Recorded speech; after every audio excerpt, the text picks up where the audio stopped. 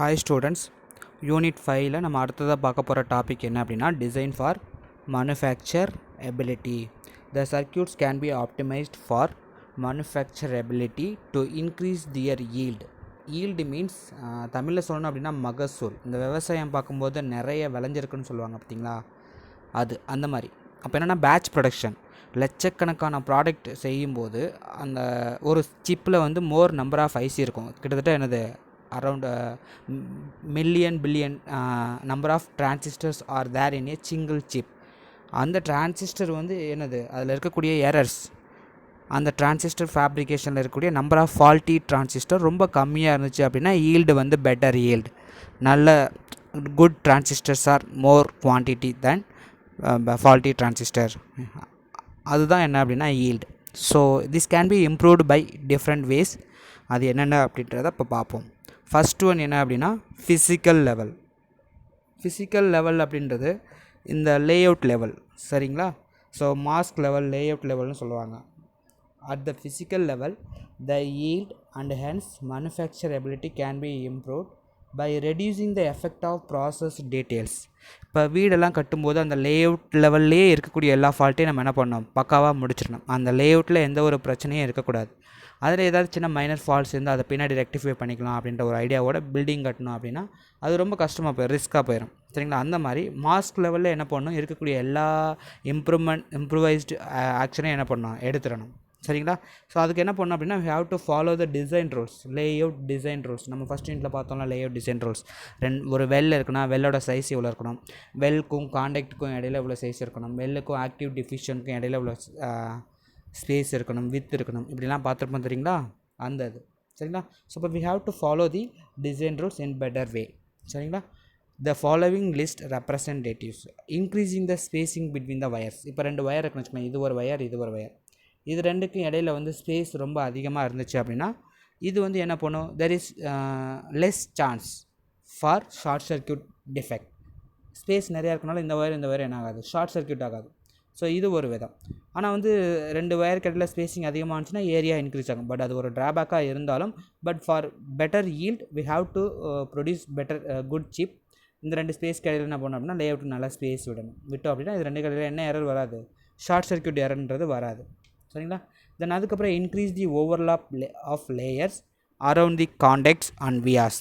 இது என்ன பண்ணும் அப்படின்னா this reduces the chance of misalignment will cause an aberration in the contact structure, சரிங்களா? aberration அப்படின்னா என்ன அர்த்தம் அப்படின்னா the deviation from the normal characteristics, நார்மலாக ஆக்டாமல் அப்நார்மல் கேஸஸில் இருக்கக்கூடியது, சரிங்களா? ஸோ அதுதான் என்ன அப்படின்னா aberration. அதில் வந்து எனக்கு இது பண்ணிக்கலாம். தென் அதுக்கப்புறம் increase the number of vias at wire intersections beyond one it possible. இது என்ன பண்ணும் அப்படின்னா this reduces the chance of defect causing an open circuit, சரிங்களா? ஓப்பன் சர்க்யூட் ஃபால்ட்டு இது என்ன பண்ணும், ரெடியூஸ் பண்ணும். தென் அதுக்கப்புறம் redundancy.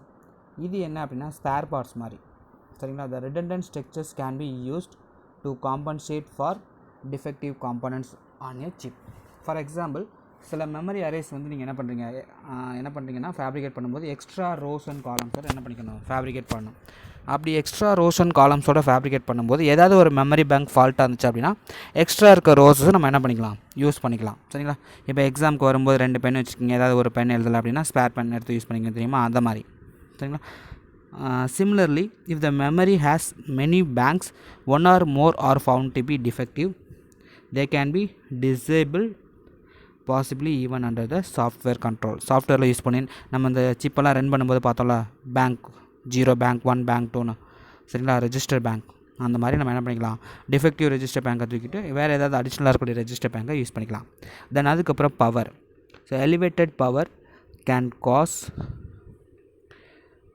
failure due to excess current in the wires, which in turn can cause metal migration in the failures. ஒரு wire இருக்குது, so அந்த ஒயரில் என்ன பண்ணுறீங்க அப்படின்னா வரக்கூடிய நார்மல் கரண்ட்டோட ஆவரேஜ் கரண்ட்டோட அதிகமாக அந்த வந்துச்சு அப்படின்னா அந்த ஒயர் என்ன ஆகும், மெல்ட் ஆக ஆரம்பிக்கும். ஸோ மெட்டல் டீக்ரடேஷன் ஆகும், சரிங்களா? அதனால் வரக்கூடிய ப்ராப்ளம் ஷார்ட் சர்க்யூட் ஆகலாம், இல்லை வேறு ஏதாவது ப்ராப்ளம் என்னது அக்கர் ஆகலாம்.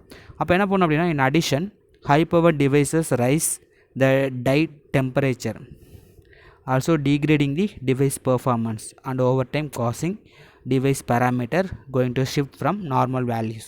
இந்த மாதிரி ப்ராப்ளம்லாம் டியூ டு எலிவேட்டட் பவர்னால எனது கிடைக்கும். சரிங்களா? the method of dealing with this component of manufacturability is to minimize the power through the design techniques described. ஏற்கனவே நம்ம நிறைய யூனிட்ஸில் பார்த்துருப்போம்ல, பவர் ரிடக்ஷன் அந்த மாதிரி விஷயங்கள் எல்லாமே. சரிங்களா? அதை நம்ம என்ன பண்ணணும், அந்த டெக்னிக்ஸ் எல்லாம் யூஸ் பண்ணிக்கணும் ப்ராப்பராக. In addition, a suitable package and heat sink should be chosen to remove excess heat. அப்படி வந்து என்னது ஓவர் ஹீட் ஆகாத மாதிரி ஹீட் சிங்க் நம்ம என்ன பண்ணணும், ப்ரொவைட் பண்ணணும். சரிங்களா? தென் அதுக்கப்புறம் process spread. We have seen that process simulations can be carried out at different process corners. சரிங்களா? அதில் Monte Carlo analysis can provide better modeling for process spread and can help with the centering a design within a process variation. சரிங்களா? இது என்ன அப்படின்னா process parameter model. ஓகேங்களா? இந்த மான்டோ Carlo analysis அப்படின்றது அந்த மாடலில் வந்து அது என்ன பண்ணும் அப்படின்னா, ஃபார் எக்ஸாம்பிள் அப்பர் லிமிட் இவ்வளோ டாலரன்ஸ், அந்த டாலரன்ஸ் மென்ஷன் பண்ணும், அப்பர் லிமிட் தென் லோயர் லிமிட் அப்படின்னு. சரிங்களா? இந்த ப்ராசஸோட வேரியேஷன் நார்மல் வேல்யூலேருந்து மிடில் வேல்யூ என்னது பர்ஃபெக்டான வேல்யூவாக இருக்கும். இந்த பர்ஃபெக்ட்லேருந்து கொஞ்சம் மேலே உள்ள போகலாம், கொஞ்சம் கீழே உள்ள போகலாம். அக்செப்டபிள் ரேஞ்ச் இதுதான். இதுக்கு மேலே போச்சு அப்படின்னா process is not in control அப்படின்னு சொல்லுவாங்க. சரிங்களா? அந்த மாடல் தான் என்ன அப்படின்னா மான்டோ கார்லோ அனாலிசிஸ். தென் அதுக்கப்புறம் என்ன அப்படின்னா ஈல்டு அனாலிசிஸ். ஈல்டு அனாலிசிஸ்ன்றது என்ன அப்படின்னா, when a chip has poor yield or will be manufactured in high volume. சரிங்களா? அப்போ என்ன பண்ண, ஒரு டைமில் சிப் ஃபேப்ரிகேட் பண்ணிங்க, இதுதான் ஒரு சிப் அப்படின்னா இதில் மில்லியன்ஸ் ஆஃப் டிரான்சிஸ்டர்ஸ் இருக்குது, அந்த மில்லியன்ஸ் ஆஃப் டிரான்சிஸ்டர் இந்த சிப்பில் பார்த்தீங்க அப்படின்னா நிறைய ஃபால்ட்ஸ் இருக்குன்னு வச்சுக்கோங்களேன். அப்போ we have to change the entire layout from the பேஸ்லேருந்து என்ன பண்ணும், மொத்தமாக டிசைன் எல்லாத்தையும் மாற்றிடணும். ஏன்னா இந்த மாதிரி இதே லேஅவுட் வச்சுட்டு நம்ம திரும்ப ப்ரொடியூஸ் பண்ணோம் அப்படின்னா மறுபடியும் என்னது நிறைய அமௌண்ட் ஆஃப் டிரான்சிஸ்டரோ இல்லை கேட்ஸோ என்ன ஆகும், ஃபெயில் ஆக பாசிபிலிட்டிஸ் உண்டு. சரிங்களா? அதனால் when a chip has poor yield or it will be manufactured in high volume, die that fail manufacture test can be taken to the laboratory. So அந்த மாதிரி நிறைய ப்ராப்ளம்ஸ் இருக்கும்போது அந்த சிப்பை எடுத்துகிட்டு போயிட்டு லேபில் வச்சு டெஸ்ட் பண்ணும் for yield analysis to locate the root cause of failures. என்ன ஃபெயிலியர் நடக்குது, அதோட ஆரிஜின் என்ன அப்படின்றத கண்டுபிடிக்கணும்.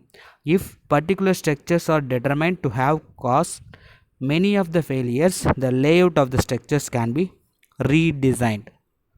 சரிங்களா? ஸோ லேஅவுட்டை திரும்ப டிசைன் பண்ணணும். ஓகேங்களா? அதுக்கு சில எக்ஸாம்பிள்ஸ் என்னென்ன அப்படின்றத இங்கே கொடுத்துருக்கேன், பார்த்துக்கோங்க.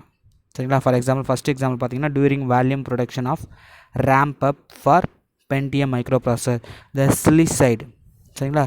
தி silicide over long thin polysilicon lines was found to crack. அப்போ என்ன பண்ணுறாங்க, தின் பாலிசிலிகானுக்கு போது என்ன யூஸ் பண்ணுறாங்கன்னா ரைஸ் தி வயர் ரெசிஸ்டன்ஸ். சரிங்களா? அப்போ இந்த மாதிரி டைமில் என்ன பண்ணுறாங்கன்னா they have to use widened polysilicon wires. சரிங்களா? அப்படி யூஸ் பண்ணாமல் தின் பாலிசிலிகான் யூஸ் பண்ணாலும் வேறு என்ன நடக்குதுன்னா slower than the expected operation.